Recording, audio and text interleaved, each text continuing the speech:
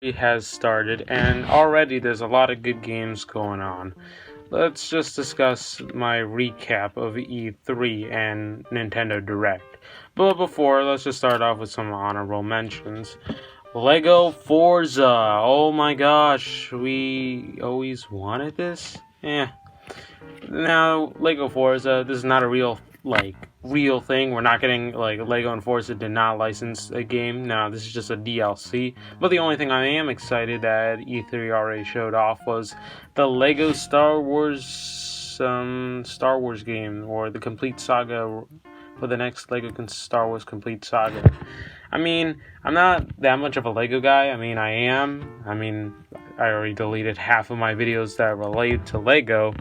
But, I am a fan of Lego Star Wars, so I think this one is actually really good, and I might give it a try. Plus, this also has 9 films, and probably the newer Star Wars film that might come out somewhere around December. And so, yeah, Keanu Reeves just showed off his new game, which is called, wait, what? Oh, it's called Cyberpunk 2077, which kind of has a bland cover, but that's not what we're here to talk about. We are here to talk about freaking Nintendo. Nintendo just hit it out of the park and released a lot of stuff for Direct, which I was at school at the time. Which I was at school at the time when Direct came out, but it was still a really good Direct. Let's start off the things that they showed off. We finally got Banjo-Kazooie and the hero for the next characters for Smash Bros. Now, I never expect the hero to come out. I expected Banjo-Kazooie to come out because, well, obviously Banjo-Kazooie was a part of Nintendo back somewhere around the late 90s. And to be fair, it was kind of interesting to see Banjo look more newer and not his design from, well, you guessed it, Nuts and Bolts, the worst Banjo game ever made, and the hero from Dragon's Quest, which I didn't know we had a Dragon's Quest character, even though Dragon's Quest was kind of for PlayStation, but also for Xbox, which is actually interesting. I'm still waiting on Steve from Minecraft. When is Nintendo gonna make Steve from Minecraft into Smash Bros? So yeah, Animal Crossing New Horizon. Oh my gosh, this one actually looks so great. Well, let's just start off by saying I like Animal Crossing. I think it's calm, it's wonderful, and it's just like Nintendo's version of Sim. This version of New Horizon, by the way, is just so different, but also more newer because for one, you get to build your own tools. You don't get to buy them at Nook's Cranny or any of the Tom Nookling's store. Rather, you actually have to build it. Plus, you actually build your own world. So, I guess this is basically Minecraft meets Animal Crossing, which, by the way, was kind of like it when I first played Animal Crossing. It actually looks really good. Hopefully they have something like with the Happy Home Designer or something like that. What was the next thing? Luigi's Mansion 3.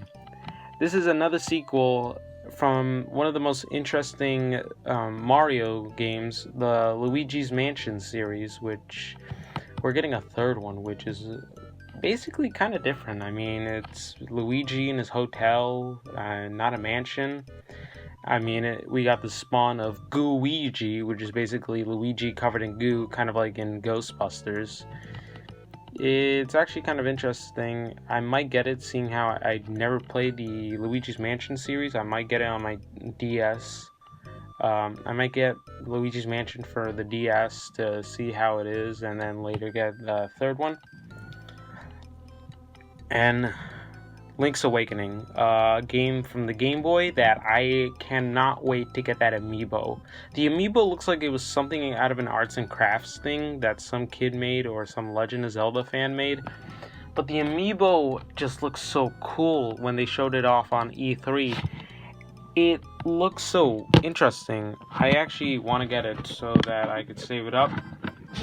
And the big one. Oh boy. Now, before I begin with this one, I'm a Zelda fan. I love anything Legend of Zelda. It's one of my favorite Nintendo like games. But Breath of the Wild 2.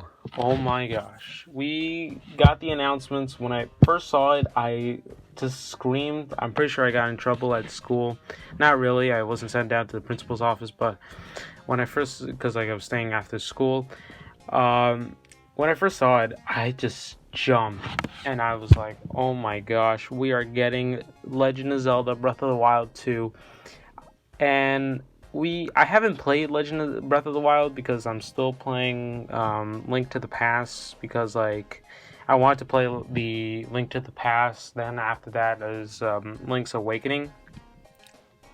So I'm basically might get this version of Breath. I might get Breath of the Wild or save it up for something like that. But it's just so cool. When me and my friend saw this, when we first saw it, he thought that it was Metroid, and I was like, no, it's not a Metroid game. And well, we got Legend of Zelda, the Breath of the Wild 2. A lot of people keep making a lot of fan art of Zelda and her like haircut. If I'm allowed to say it, Zelda and her haircut she looks cute. I mean, honestly cute with her hair kind of a bit cut off. She kind of looks like Ramona Flowers or Uraraka from My Hero Academia. But that's basically it for E3. But I'll talk about, Sword and Shield. Sword and Shield was interesting. I like how it's an open world Pokemon type game. And it also introduced two new Pokemon babes. Yes, Sona and Nessa. Yeah. That is going to do it for my recap on E3 and how I think of it this year. It's very interesting, E3 this year. Yeah. So hopefully you guys enjoyed this video. This is my first like review commentary video or something like that. But I hope you guys enjoyed this video. If you like it, leave a like, subscribe, and dislike kids only. So yeah. Sorry about that, guys. Yeah, I also forgot one more thing. A lot of the honorable and dishonorable mentions on E3. Bethesda, Fallout 76, Battle Royale. What the hell? Why? I mean, it's like, do you not see the Battle Royale version dying out sooner or later? Next one. What was the next one again? Oh yeah, the next one. Xbox is releasing a new console. Yeah. And what would I say later on? Sony has not shown off anything. Well, I think, or did not.